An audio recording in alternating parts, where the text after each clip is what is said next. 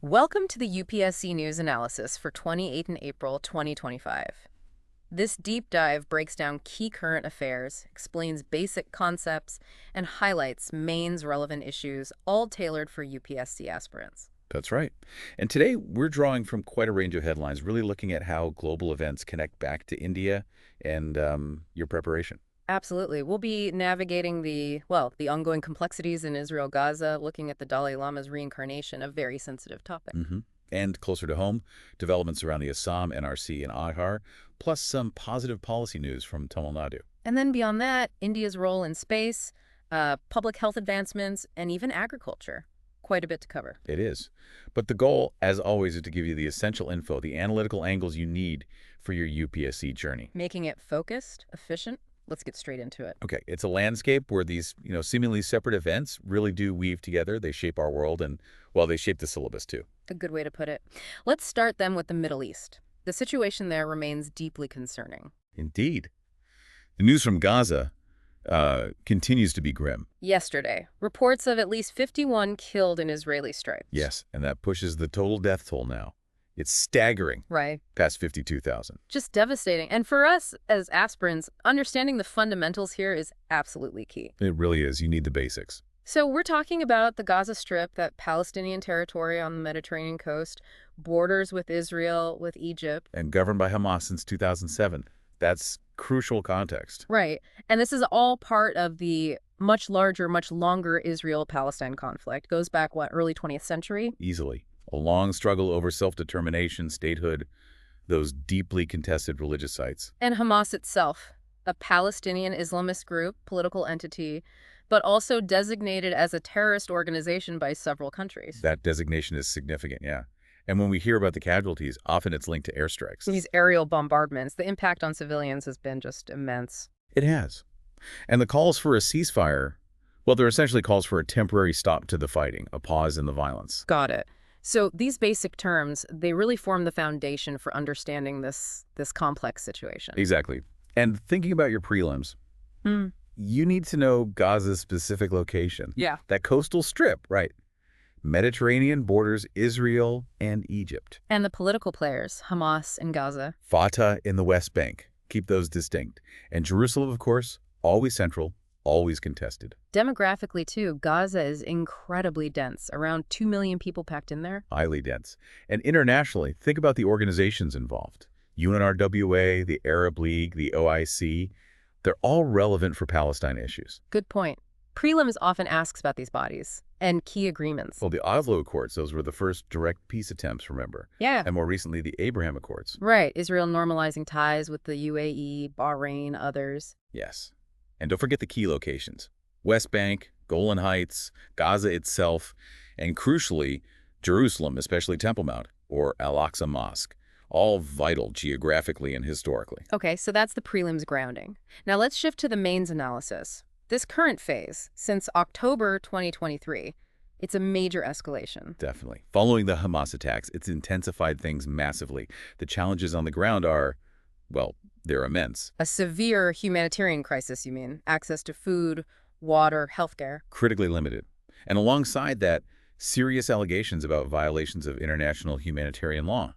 The civilian death toll is just too high. And peace talks seem stalled, despite UN and U.S. efforts. Very much so. Achieving a ceasefire, let alone restarting talks, seems incredibly difficult right now. Plus, there's the risk of it spreading. Regional destabilization. You mean like Hezbollah getting more involved, new fronts opening up? That's the concern, yes.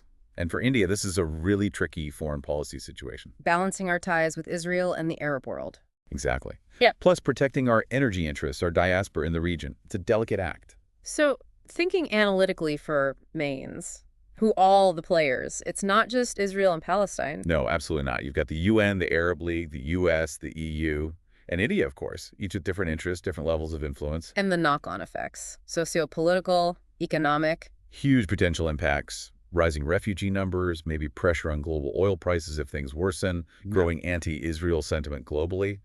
It's all interconnected. So India's position, we continue to advocate for a two-state solution, peaceful coexistence. That's been our consistent stand. Looking globally, the immediate need is clear. Ceasefire, humanitarian aid. Urgently. And then reviving peace talks somehow. That's the hope. Maybe new approaches are needed. Hmm. And strengthening multilateral bodies, UNRWA, OIC, Arab League, making them more effective in this context. And upholding international law, investigating violations. Absolutely essential. Needs to be impartial. Ultimately, this all ties back to SDG 16, right? Promoting peace, justice, strong institutions. Right. Okay, let's shift focus now. From the Middle East to, well, a matter of deep spiritual and geopolitical significance. The Dalai Lama's reincarnation. Yes, the Sikyong, that's the head of the Central Tibetan Administration. The government in exile has indicated a decision might come soon, maybe July 2025. Okay, just to clarify terms for everyone listening, the Dalai Lama, the spiritual leader of Tibetan Buddhism, historically also the political leader before 1959. Correct, and reincarnation is that core belief, a High Lama being reborn to continue their work. And the Sikyong, currently Tempet Sering, leads the CTA from Dharamshala. That's right, the government in exile. Not officially recognized by most countries, but very important for advocacy for the Tibetan cause. We also hear about the Panchen Lama, another senior figure, but his recognition is controversial. Highly controversial, yes, Yeah. especially concerning China's involvement in identifying the current Panchen Lama. So what's really interesting here is this mix of deep religious belief and, well, hard geopolitics. Absolutely. For prelims, you need the key facts. Tibet, an autonomous region of China since 1951. The current Dalai Lama, the 14th Nobel Peace Prize winner, in exile in India since '59. Right. And the Sikyong's role became more prominent after 2011 when the Dalai Lama gave up his political powers. And institutions like the Norbilinka Institute in India are key for preserving Tibetan culture. Crucial. Along with the Tibetan parliament in exile, also when Dharamshala, shows the continued aspirations. There was also that 1951 17-point agreement between Tibet and China, though it's highly debated. Very much so. And India's official stance recognizes Tibet as part of China, but provides asylum to the Dalai Lama and the community. A delicate balance. Okay, so for Mainz, what are the critical points? This succession is clearly a geopolitical flashpoint. A major one. China insists it will oversee this election, often mentioning the historical golden urn method. But the Tibetan side, the Dalai Lama himself, rejects that completely, sees it as purely religious. Entirely. They view it as political interference in a spiritual matter. The potential challenges here are really significant. Like China installing its own Dalai Lama. That's a real fear. It could undermine the institution's legitimacy for Tibetans globally, could lead to a deep identity crisis, fractures in the community. And India's role as host, that remains a point of tension with China. It has been, and likely will continue to be. It's a constant factor in the India-China relationship. So looking at the stakeholders, it's the global Tibetan Buddhist community, China, the CTA, India. And others like the US and EU, often raising human rights concerns. And the implications, sociopolitically. Potential loss of religious freedom if China controls the succession, possible protests in Tibet and the diaspora, and almost certainly increased India-China friction. What's the way forward, then? Well, upholding religious freedom, global pressure against interference is key. Supporting cultural preservation efforts, especially in India and other democracies. And for India, a careful diplomatic strategy, supporting rights without direct confrontation. That seems the likely path. Strengthening protections for Tibetan refugees here, maybe exploring UN Human Rights Council avenues. It requires careful navigation. Okay, let's bring our focus back home now to Assam. The chief minister there has announced a crackdown on Aadhaar holders not in the NRC. Right. This needs careful unpacking. Let's clarify the terms first. Aadhaar, the 12-digit unique ID from UIDI. And crucially, it's proof of residence, not citizenship. That distinction is vital here. Absolutely vital. Yeah. Then there's the NRC, the National Register of Citizens in Assam, updated specifically to identify legal citizens and, well, detect illegal immigrants. Illegal migration, meaning crossing borders without authorization. Correct. And we also have the Citizenship Amendment Act, CAA 2019, offering citizenship to certain religious minorities from Pakistan, Afghanistan, Bangladesh who entered before a specific date. December 31st, 2014. And finally, foreigner tribunals. Quasi-judicial bodies in Assam, their job is to determine someone's citizenship status if it's questioned. So what makes the situation so complex is how these different identity and citizenship systems are interacting or clashing. Exactly. For prelims, remember the final Assam NRC came out in August 2019, excluded over 1.9 million people. And the Aadhaar Act 2016 explicitly says Aadhaar is not proof of citizenship. Can't stress that enough. Also, know the basics of Articles 5 to 11 of the Constitution on citizenship. And relevant laws like the Foreigners Act, 1946. Yes, defines foreigner. Also, the Biplab Kumar Sharma Committee looked into illegal migrants in Assam. And that term D-voter, doubtful voter, specific to Assam's electoral rolls. Okay, now for the mains analysis, Assam's history. Significant migration, especially from Bangladesh, right? Yes, over decades. And this crackdown highlights the tension between the NRC, which was about citizenship, and Aadhaar, which was rolled out more broadly for residents, often without verifying citizenship first. And it's deeply political, tied to the Assam Accord of '85, the goal of detecting and deporting illegal migrants. Precisely. The challenges now are huge. Humanitarian concerns are paramount. Genuine residents, especially the marginalized without many documents, could face harassment. The administrative task of checking citizenship for potentially millions of Aadhaar holders must be massive. Immense.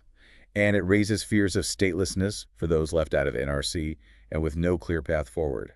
Plus, sadly, these issues often get tangled with communal politics. So who are the main stakeholders here? The excluded individuals, mostly poor and minorities, the Assam government driving this, the Union Home Ministry, and the Supreme Court, which oversaw the NRC process. And a potential fallout, social unrest, economic impact. Could be significant economic alienation, potential social unrest, and diplomatic issues with Bangladesh as there's no deportation agreement. What's a constructive path forward? Procedural fairness in the foreigner tribunals is key. Transparency, real opportunities to present their case. And clearly separating identity from citizenship, avoiding Aadhaar misuse. Absolutely. A humanitarian approach overall focusing on legal remedies, not mass detention, and trying to build political consensus, plus public awareness to clarify what Aadhaar, NRC, and citizenship actually mean. They're not the same thing. A very complex issue indeed. Okay, let's shift now to Tamil Nadu. Some positive news there, it seems. The government is relaxing norms for house site padas. Yes, that's right. A significant policy shift. So a pada, that's basically a land deed, a legal document showing ownership or rights to land. And house site padas are specifically for building homes, often aimed at economically weaker sections. Exactly. Helping people get a piece of land to build on. The Revenue Department handles all the land records, registration, administration. And regularization here means making it easier to get these padas, legalizing unauthorized possession or relaxing the rules. Precisely. Making the process less strict. This seems directly linked to social equity goals. Very much so. For prelims, think about the constitutional backing. Article 39B, DPSP, on distributing resources for common good, and Article 46, promoting interests of SCs, STs, weaker sections. And it connects to central schemes, too, like PMA Housing for All and initiatives like the Bhumi Rashi portal for digitizing land records?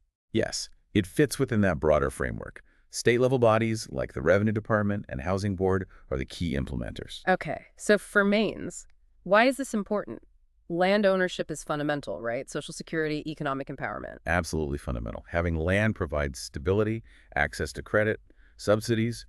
The previous stricter rules were often a barrier for marginalized groups. And Tamil Nadu has a history of these kinds of welfare-oriented land reforms. It does. But challenges remain, of course. Acquiring land, especially in cities, is tough. Bureaucracy can delay regularization. And concerns about encroachment if rules are relaxed too much? Need for monitoring. Definitely. Plus, ensuring clear titles is still crucial. Old land records can sometimes be murky. Who benefits most from this? Who are the stakeholders? Landless poor SCs, STs, OBCs, EWS, the state government, revenue officials, local bodies, and NGOs working on housing rights. And the potential positive impacts. More housing security, livelihood boost. Yes, potentially.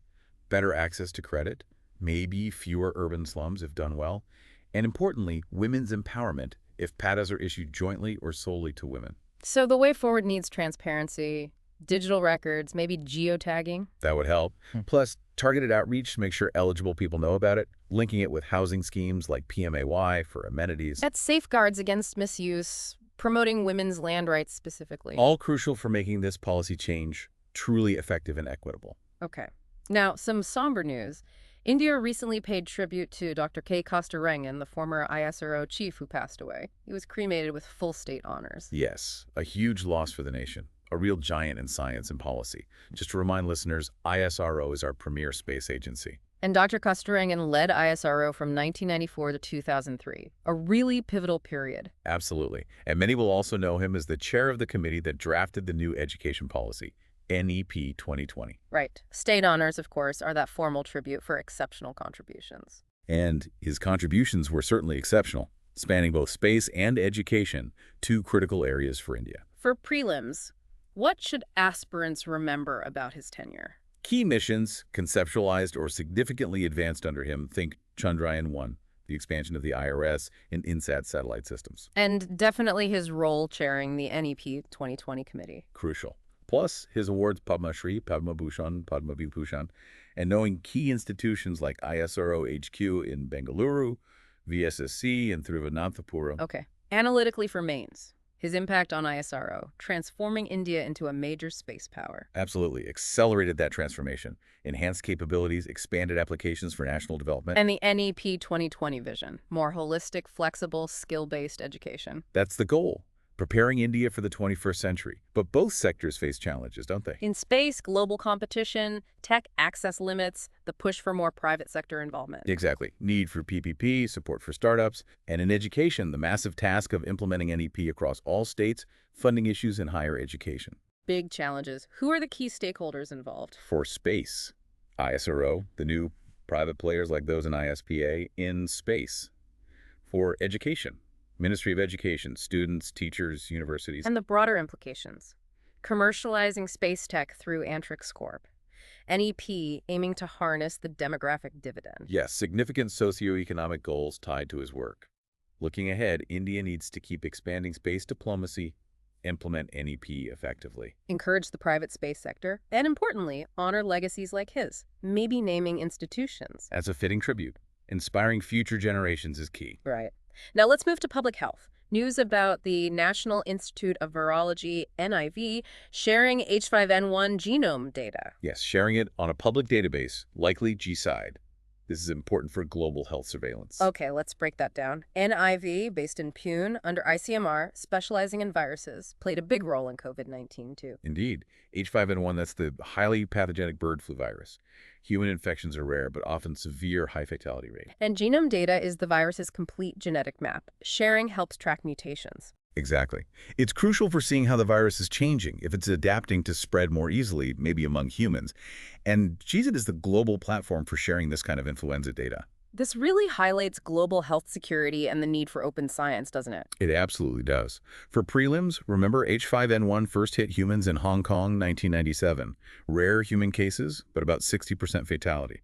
Know NIV's location, Pune, and role, and understand key concepts like the One Health approach. Yes, that interconnectedness of human, animal, and environmental health, and zoonotic diseases jumping from animals to humans, like H5N1 or COVID-19. Key organizations, ICMR in India, WHO globally monitoring avian flu. Right. Now for mains. Wow. Why is NIV sharing this data so significant? Well, there's constant global concern about pandemic potential from viruses like H5N1. Precisely. In genomic surveillance is how we spot dangerous mutations early. If a virus starts changing to spread better between humans, we need to know fast. But there are challenges. Underreporting, maybe lack of infrastructure in some places. Yes.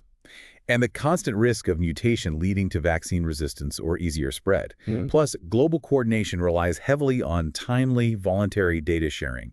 Gaps can occur. So the stakeholders are Indian research bodies like ICMR, NIV, WHO, GSIHED, FAO. The poultry industry, farmers, and global public health systems. Everyone has a stake. And a major H5N1 outbreak could have massive socioeconomic impacts. Poultry culling, food shortages, economic losses. Devastating potential. Yeah. So preparedness is key. And India being transparent with data like this boosts our global standing in health security. What's the way forward then? Stronger surveillance networks. And poultry, wild birds. Yes, strengthen surveillance, promote open science, rapid data sharing, really implement the One Health strategy across sectors. Upgrade labs, train epidemiologists, and public awareness campaigns. All vital. Farmers and the public need to know about avian flu risks and precautions. Okay, one final piece of news, this time from agricultural tech. An RNA-based antiviral for crop viruses. Sounds promising. It really does. Using RNA molecules to target specific plant viruses that cause huge crop losses. Like tobacco mosaic virus, banana bunchy top virus, things that hit yield and quality hard. Exactly. This uses gene-silencing RNA interference, or RNAi, to block the virus's harmful genes. It's a type of biopesticide. More natural or engineered control, rather than harsh chemicals. That's the idea. More targeted, potentially more sustainable. For prelims, remember RNAi Discovery, Fire and Mellow, Nobel Prize 2006? And its uses. Pest control, virus resistance, and GMOs. We have examples like Brett brinjal or golden rice using similar tech. Right, and there's some common plant viruses like TMV, tomato leaf curl virus. Also the regulatory body in India, GAC, for biotech crops. Okay, so for mains, why is this RNA antiviral a big deal? Plant viruses cause massive crop losses, right? Huge losses globally, maybe 15–20%. And chemicals often don't work well against viruses. So biotech solutions like this are really needed. But there are hurdles. Regulatory approvals for these technologies can be slow. They can be. Plus, there's often public skepticism about GMOs and biotech in agriculture generally. And cost, making it accessible for small counters, is crucial. Key stakeholders, farmers, biotech companies, researchers, regulators like GAC and ICAR, and consumers concerned about food safety. A wide range. The potential upsides are huge, though. Boosting crop productivity, better food security, less pesticide use. Which is good for the environment and health, Yeah. and potentially higher incomes for farmers. Exactly. So the way forward, maybe fast-tracking safe RNA solutions through regulation, public awareness campaigns about the safety and benefits. Ensuring affordability, subsidies perhaps, and continued R&D, especially in public institutions. All important. And integrating these tools into sustainable farming practices like integrated pest management. It's about finding the right balance. We've certainly navigated a diverse and critical set of issues today, each holding significant relevance for your UPSC preparations, spanning the complexities of international relations and domestic governance to the cutting edge of science and technology.